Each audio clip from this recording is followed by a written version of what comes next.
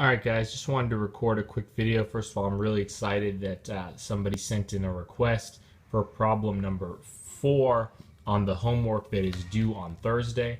The question is, find the domain of f of x over g of x. And we talked about a problem similar to this in class, and we said that we know that with any time we're asking for the domain, we want to find what values of x can the function not have. And taking it a step backwards, even farther, we know that for any fraction, which this is, f of x divided by g of x, we know that the denominator of a fraction cannot be 0. So in other words, I know that g of x cannot be 0, since as we just said, 0 can't be in the denominator, because any number divided by 0 does not exist. So if we know that g of x can't be 0, for our domain, what we want to know is, when is g of x 0? And if we go to our table that's given on the top of the handout, it says that g of x is 0 at x equals -2.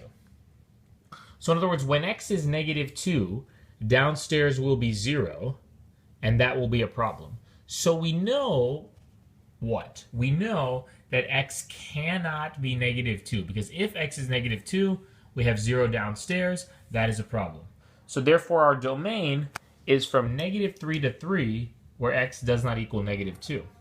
Now, a common question is, how did we know to go from -3 to 3 and not -infinity to infinity? Well, the problem is, the reason we have to go from -3 to 3 is because we have a data table, and the data table stops at -3 and stops at 3.